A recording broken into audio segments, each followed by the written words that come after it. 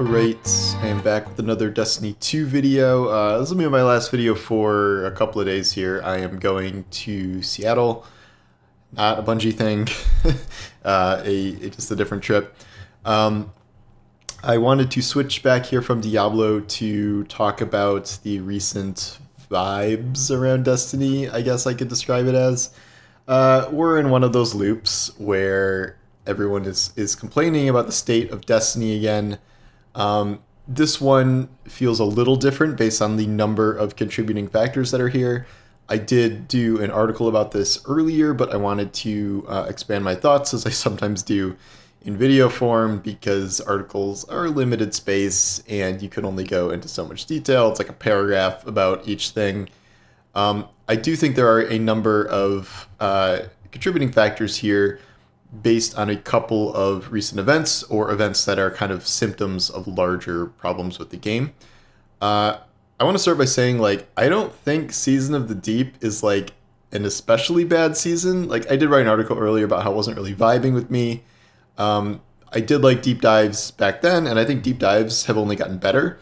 I like the concept of deep dives and this idea that you can make them go harder and harder as time goes on for increased rewards. That is a lot different than just sort of a legendary switch you flip for an activity. The biggest problem is trying to activate the different difficulties with randoms. I don't really like the underwater segments, as they just dramatically slow things down. Besides that, though, I think deep dives are kind of an interesting idea. The story stuff was okay, and then it got crazy with that one cutscene that is the biggest in Destiny history, so that was cool.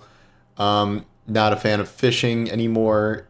I don't really find it to be a relaxing activity because it's not even remotely an in-depth system. It's watching a thing and then hitting E over and over again 500 times. It takes way too long for the fish to bite, so it doesn't feel very efficient.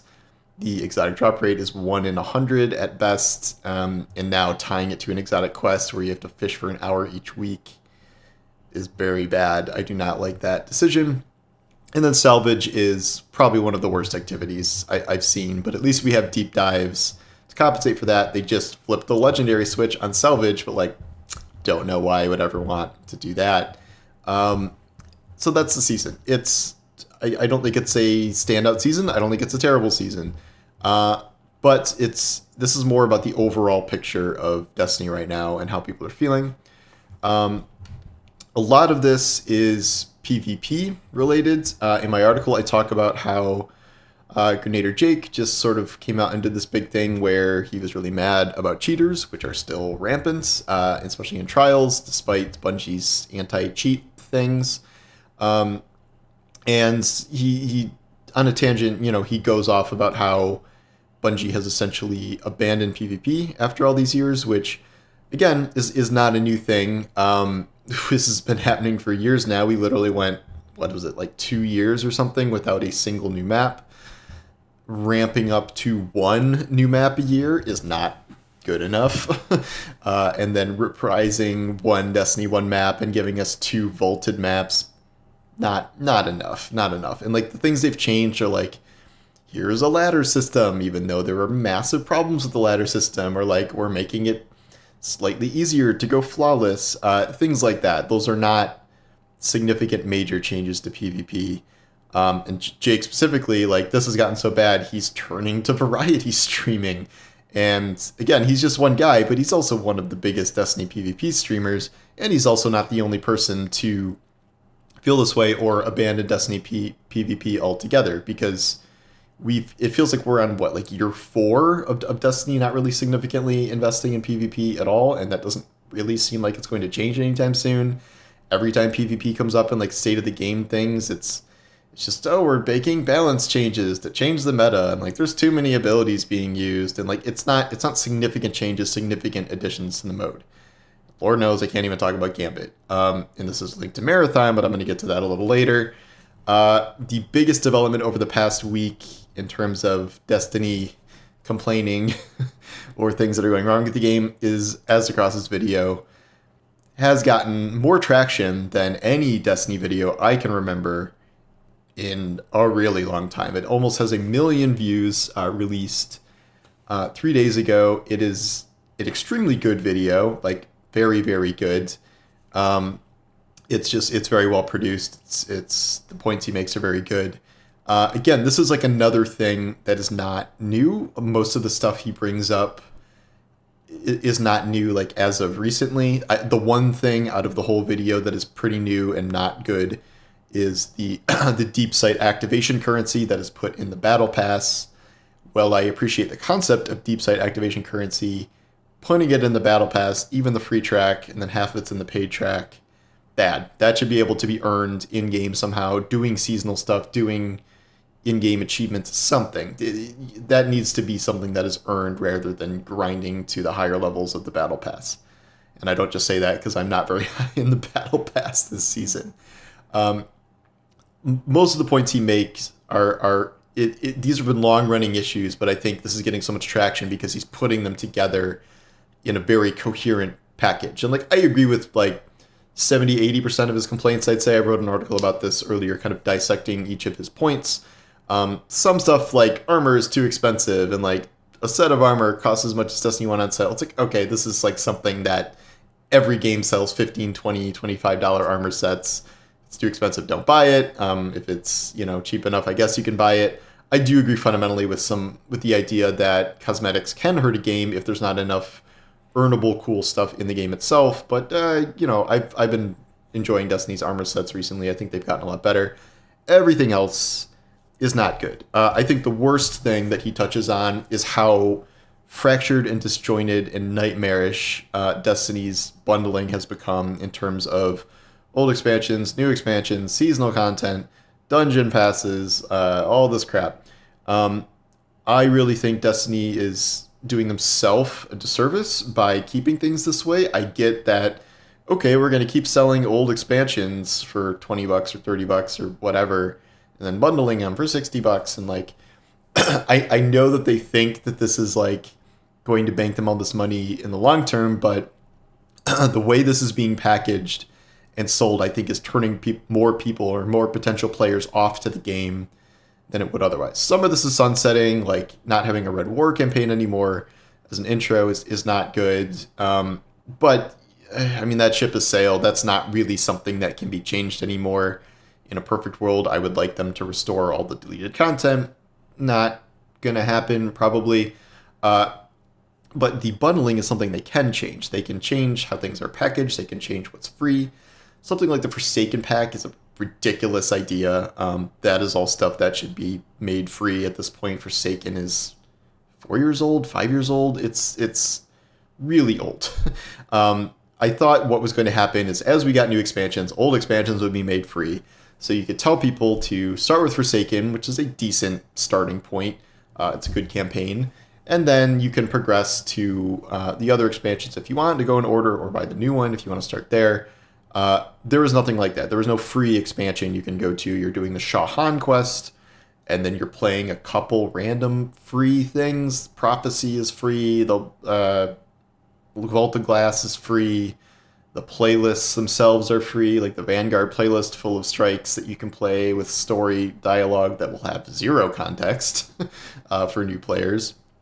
And like at this point, I think Shadowkeep should be free. I think as we move on, if you want to make Lightfall paid and not Lightfall, Beyond Light paid, and the Witch Queen paid, and Lightfall paid, fine. The last 3 expansions, Forsaken, Shadowkeep stuff, that over time you need to make that stuff free.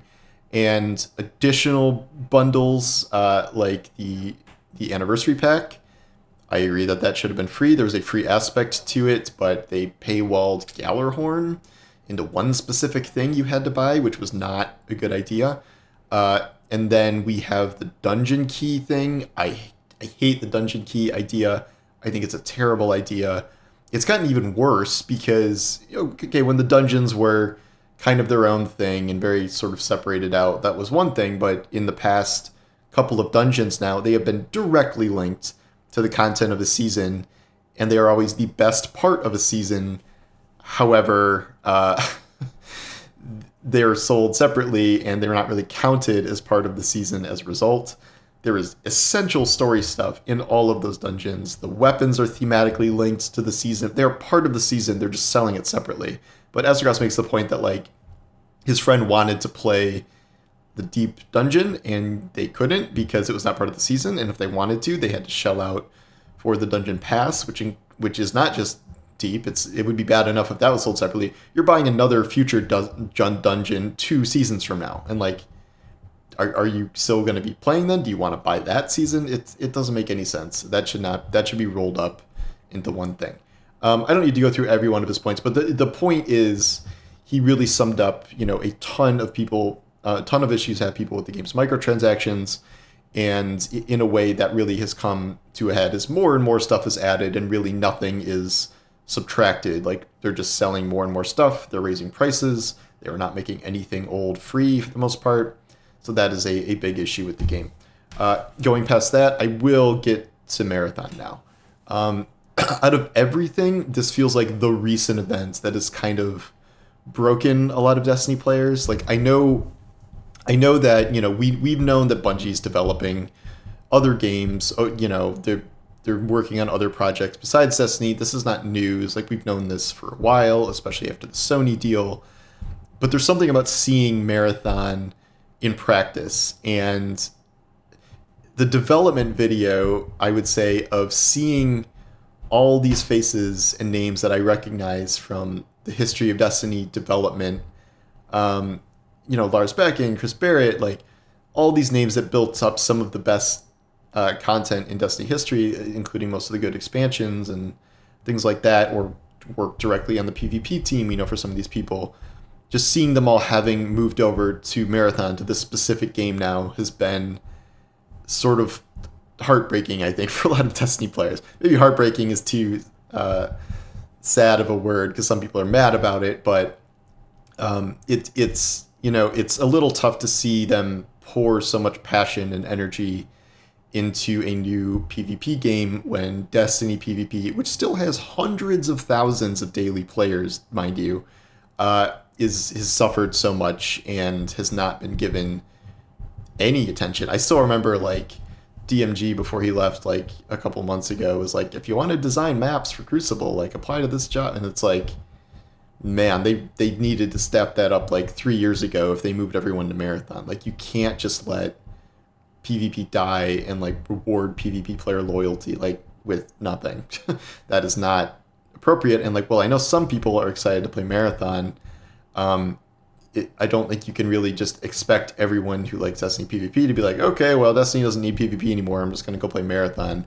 I don't know if that's something you can... I think that's what they want to happen to a certain extent, but it does feel bad to just see this new thing.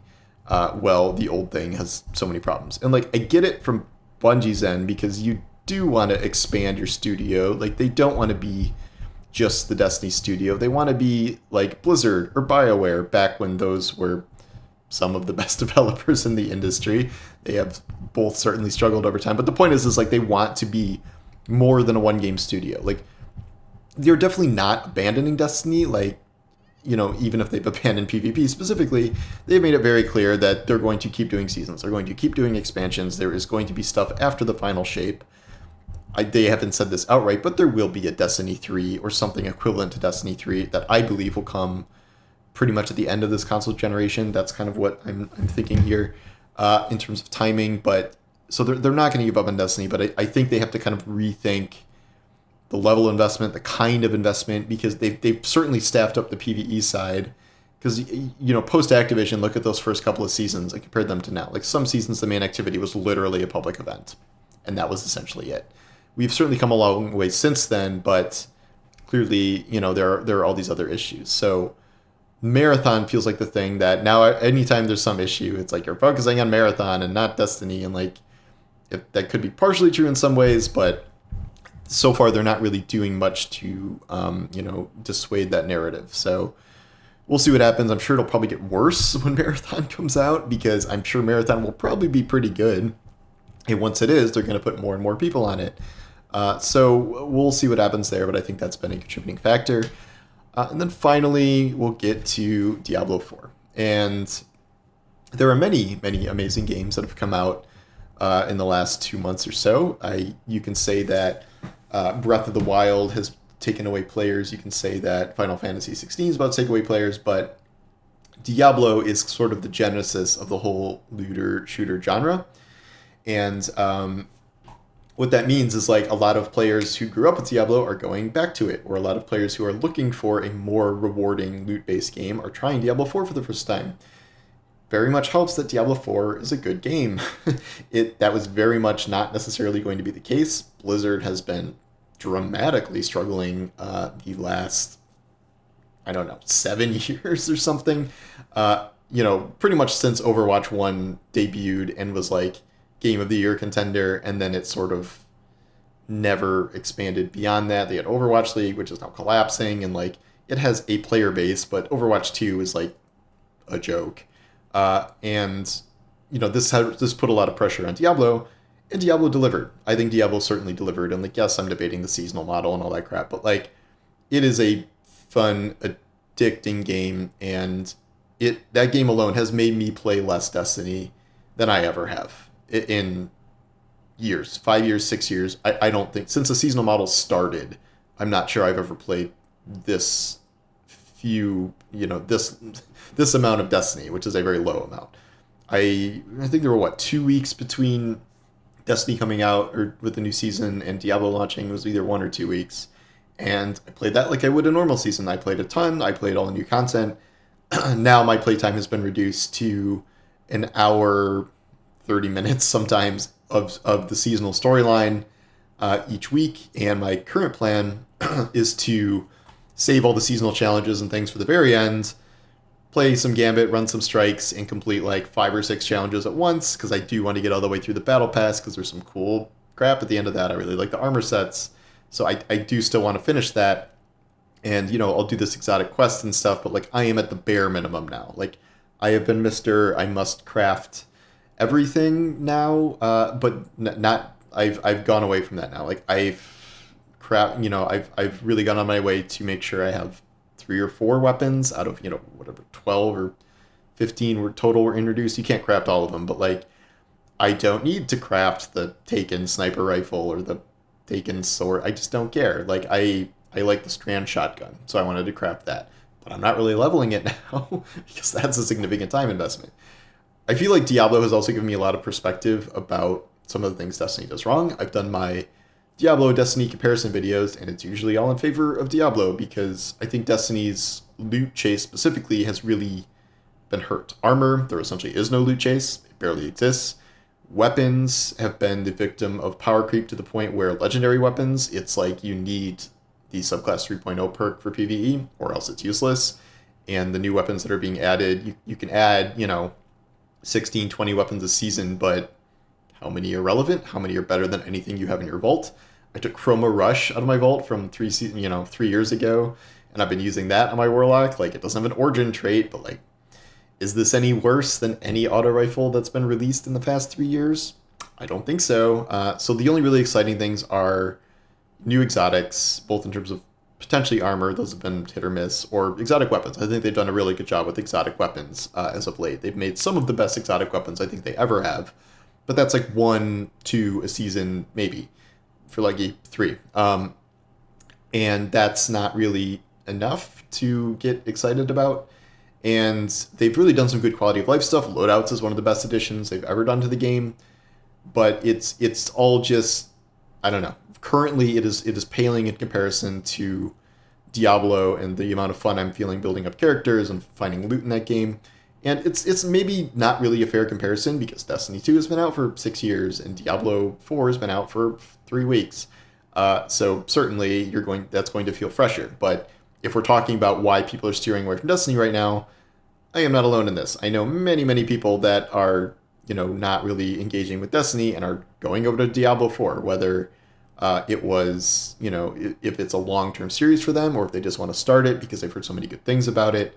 And while I think Diablo might be the primary game people are switching to, again, there are a million good games out right now. I mean, like 4, but the highest profile one. Zelda, it's a 100-hour game. Final Fantasy is, I don't know, 50, 80 hours? I have no idea, but a lot.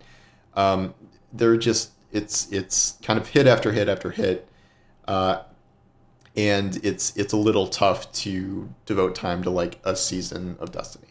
So I think it's a combination of time. I think it's a combination of many long-term issues very publicly coming to a head from some of the game's biggest creators, and it doesn't really serve them to have Destiny be in a bad place. Like, yeah, it's across got a million views on a video, but like if the game is, dying, that hurts all Destiny creators, which is why you see someone like Jake switching to Variety, because maybe you can't rely on Destiny all the time. Like, maybe you're personally burning out on it, maybe your audience is burning out on it. That seems like what's happening here for a good amount of people. And, I don't know how widespread it is. The player numbers do not seem to be like dropping off a cliff or anything, but this is the general, everyone's just talking about this all the time now on social media and the subreddits and all this stuff. So that is how I think we landed here. I'm never going to predict Destiny is dying or Destiny is doomed or dead or whatever. This will pass. Everyone will be excited, about the new expansion to some extent, I'm sure. Seasons are always up and down. People are sick of the seasonal model sometimes. If it's a really good season, they'll engage with it. I don't know how much is changing. I'm just trying to explain kind of the current moment and why everyone seems so frustrated and mad, more so than even some of these past times. So that's my take on everything. Thanks for watching, and I don't know, I'll probably make a video Wednesday. I think that's when I'll be back. And I will still be writing on this trip, but videos, can't really film those. So anyway, thanks for watching. I will talk to you soon. Take care.